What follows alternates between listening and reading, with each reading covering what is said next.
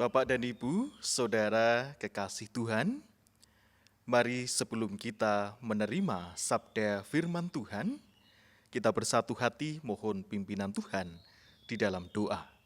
Mari bersama kita berdoa. Ya Tuhan Allah Bapa Surgawi, kami sungguh bersyukur di dalam perjumpaan kami dalam ibadah Minggu Prapaskah yang pertama, sekaligus kami memperingati hari ulang tahun ke-90 Sinode GKJ pada saat ini. Kami akan membaca dan merenungkan sabda firman-Mu.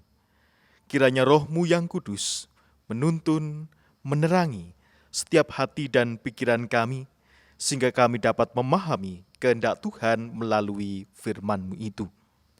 Hamba-Mu orang berdosa ini kiranya Tuhan berkenan memakai untuk mewartakan sabda kebenaran Tuhan. Semuanya berguna untuk membangun dan memelihara iman percaya kami, terlebih semua untuk kemuliaan bagi nama-Mu. Bersabdalah ya Tuhan, kami siap mendengarkan. Amin. Bapak dan Ibu, Saudara yang dikasihi dan mengasihi Tuhan, mari kita memperhatikan di dalam Injil menurut Yohanes. Yohanes 4, ayat 21 sampai dengan 24. Yohanes pasal 4, ayat 21 sampai dengan 24. Yang demikian firman-Nya. Kata Yesus kepadanya, "Percayalah kepadaku, hai perempuan, saatnya akan tiba bahwa kamu akan menyembah Bapa, bukan di gunung ini, dan bukan juga di Yerusalem. Kamu menyembah apa yang tidak kamu kenal. Kami menyembah apa yang kami kenal. Sebab keselamatan datang dari bangsa Yahudi. Tetapi saatnya akan datang, dan sudah tiba sekarang, bahwa penyembah-penyembah benar akan menyembah Bapa dalam roh dan kebenaran. Sebab Bapa menghendaki penyembah-penyembah demikian. Allah itu roh, dan barang siapa menyembah Dia, harus menyembahnya dalam roh dan kebenaran." Demikianlah Injil Tuhan Yesus Kristus. Yang berbahagia adalah setiap kita yang senantiasa membaca, merenungkan, memelihara, dan melakukannya. Hosiana.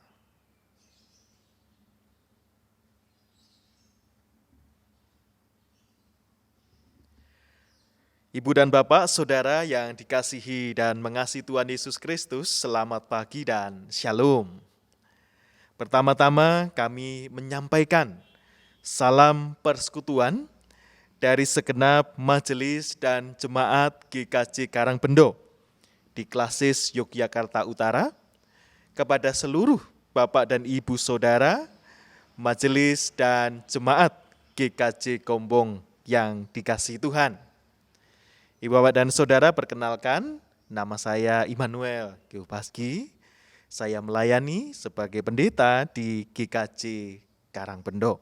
Sungguh menjadi kesempatan yang berbahagia kita bisa bersekutu sekalipun tanpa bertemu di dalam merayakan hari ulang tahun ke-90 Sinode GKJ. Ibu Bapak dan Saudara yang dikasihi Tuhan, memang perayaan HUT Sinode pada saat ini boleh dikatakan perayaan yang istimewa.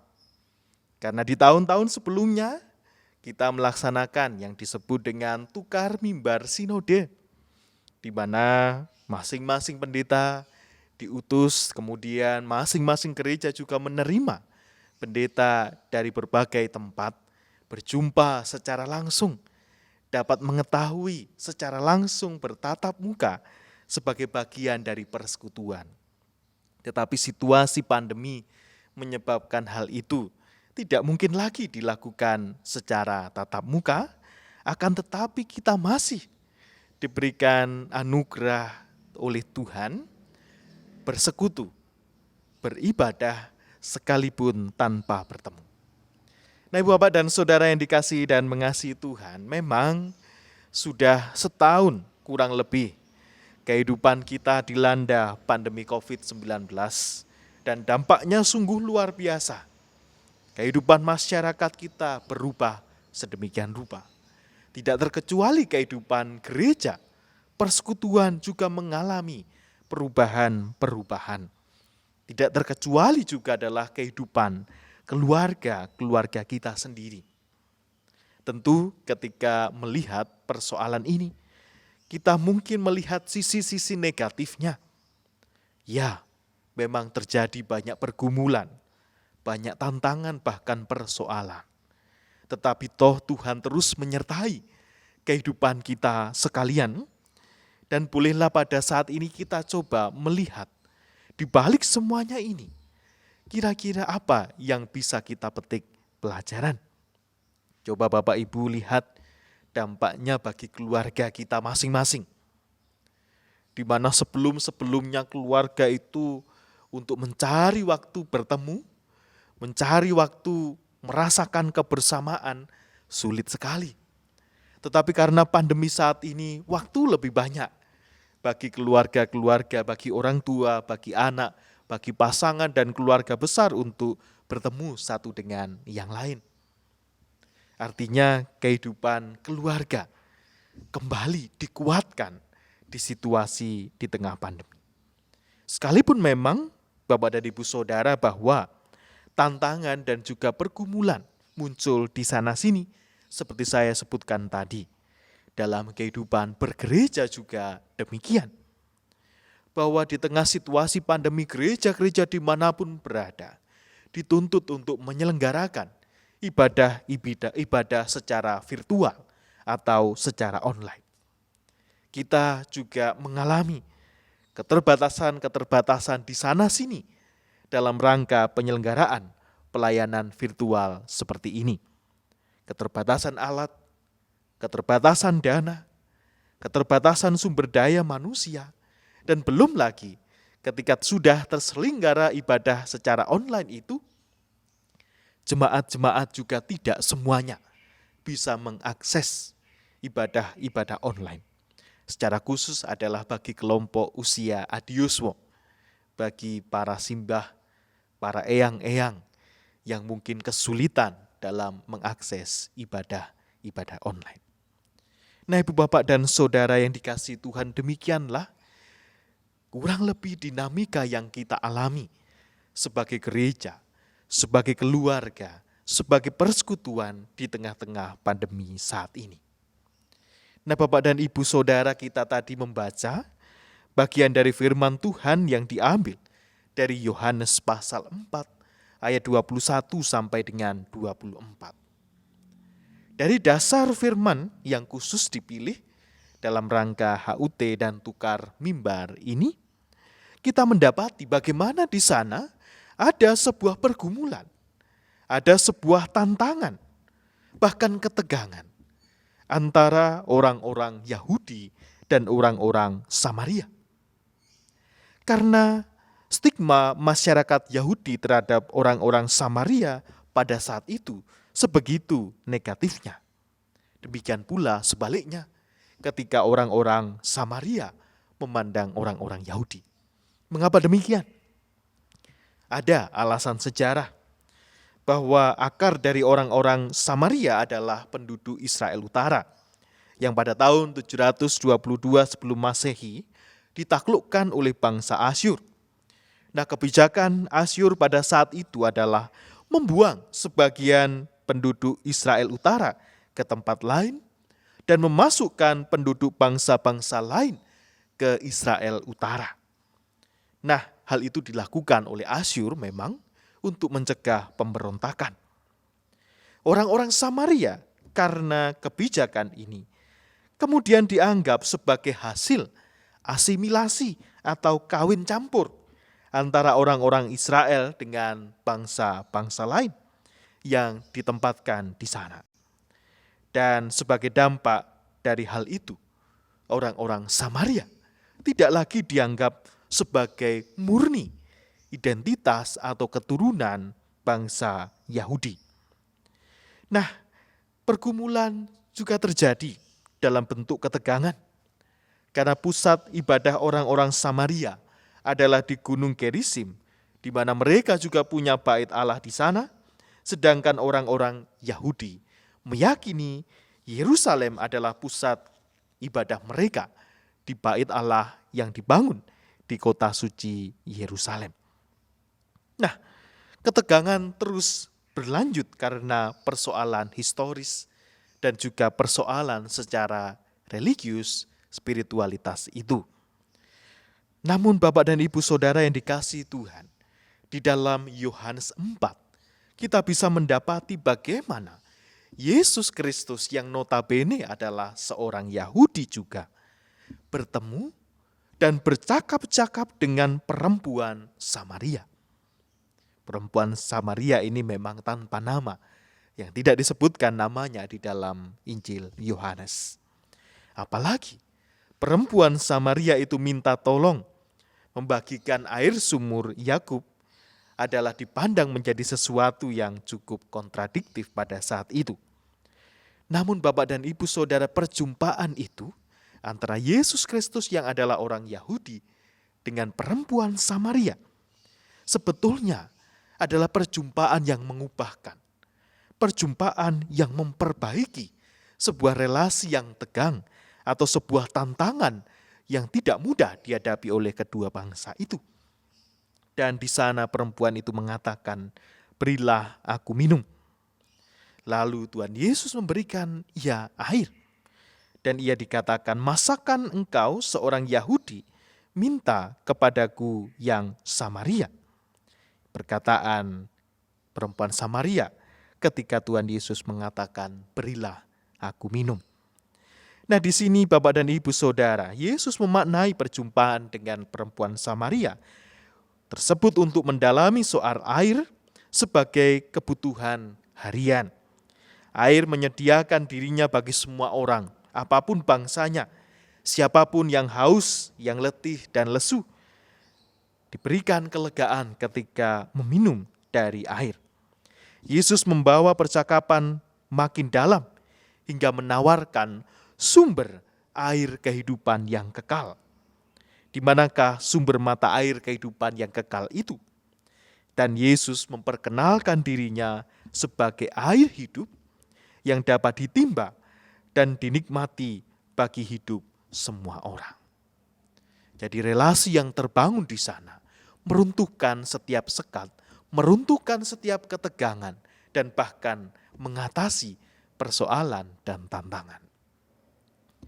Oleh karena itulah Bapak dan Ibu Saudara, kemudian Tuhan Yesus mengatakan dalam persoalan bahwa bangsa Samaria tidak lagi bisa menyembah di Gerizim karena Yohanes Hirkanus yang menjadi pemimpin Yahudi pada tahun 128 menghancurkan bait suci orang Samaria di bukit Gerizim tersebut untuk memperluas daerah mereka di Yudea.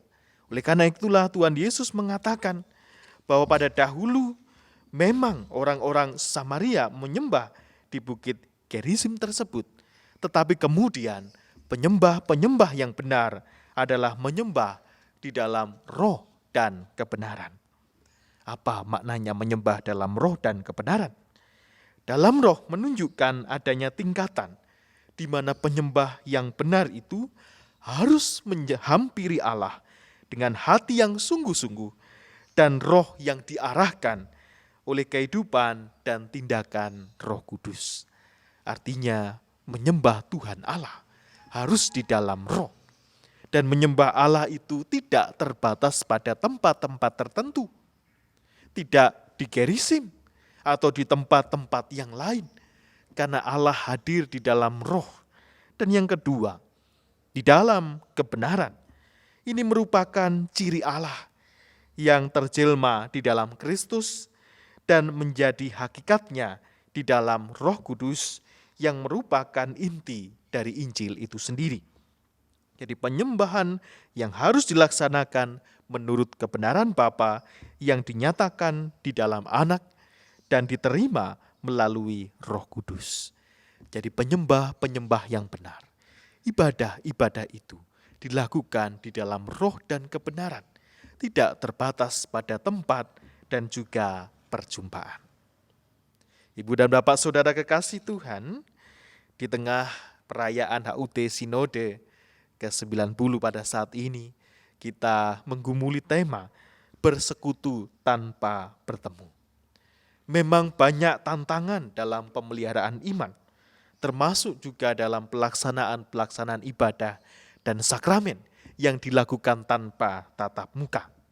Hasil penelitian Puskat Sinode GKJ pada tahun 2020 yang lalu, bahwa sebanyak 31% jemaat dan juga 12% jemaat merasa memang setuju dan sangat setuju dengan pelaksanaan ibadah dan sakramen perjamuan secara daring.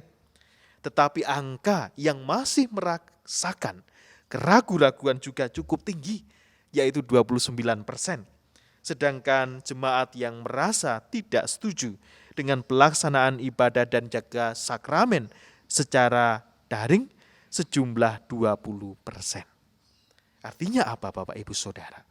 Bahwa kita masih terbiasa dan masih selalu membandingkan pelaksanaan ibadah dan sakramen itu secara tatap muka dibandingkan dengan situasi sekarang yang secara daring.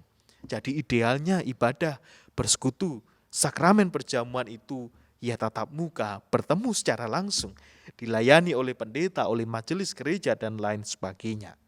Artinya apa Bapak Ibu Saudara? Kita masih ada tahapan transisi yang kita lalui di masa-masa ini. Dan dengan demikian, angka keraguan-raguan dan juga yang tidak setuju dengan pelayanan daring itu cukup tinggi, menandakan bahwa relasi interpersonal itu masih sangat penting dan masih sangat diperlukan dalam kehidupan persekutuan.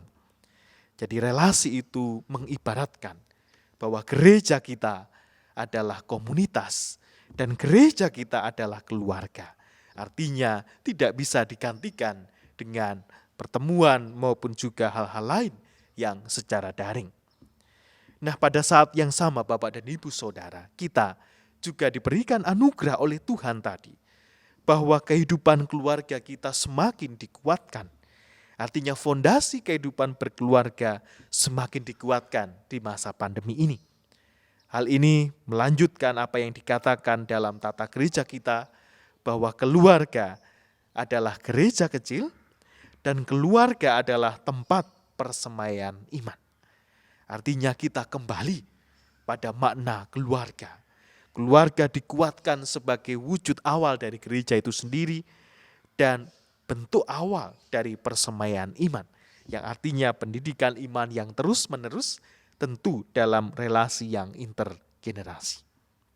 Nah Bapak Ibu Saudara yang dikasihi Tuhan, di tengah tema pelayanan umum Sinode GKJ, yaitu hidup bersama dalam keluarga Allah, perlu kita hidupi secara nyata, khususnya semangat kekeluargaan sebagai kekuatan relasi kita di antara jemaat maupun juga di antara gereja-gereja mengatasi berbagai keterbatasan dan tantangan pelayanan di masa pandemi sekarang ini. Ibu Bapak dan Saudara yang dikasihi Tuhan, sekalipun ikatan persekutuan memang masih memerlukan perjumpaan tatap muka secara langsung, tetapi tantangan dan keterbatasan tidak menghalangi kita untuk mewujudkan persekutuan sebagai keluarga Allah. Sebagaimana Tuhan Yesus di dalam bacaan kita tadi mengajak kita untuk membangun ibadah dan persekutuan di dalam roh dan kebenaran.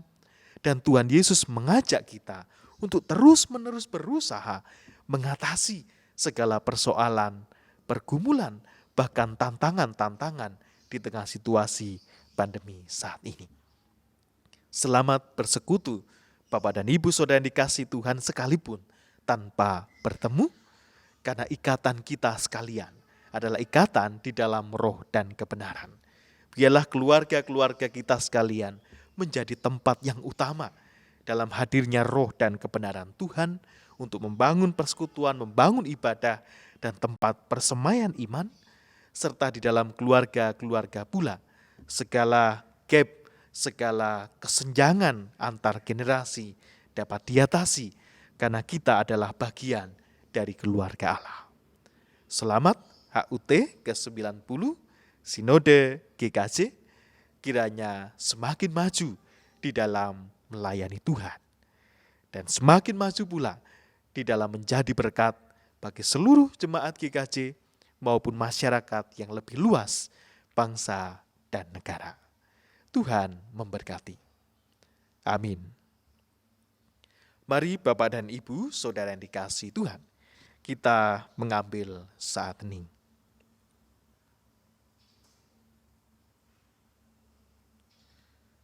Ya Tuhan Allah Bapa Surgawi, demikianlah perenungan sabda yang telah kami dengarkan. Sungguh kami bersyukur mendengarkan sapaan sabda-Mu, mengajak setiap kami semua bersekutu sekalipun tanpa bertemu, tetapi di dalam roh dan kebenaran.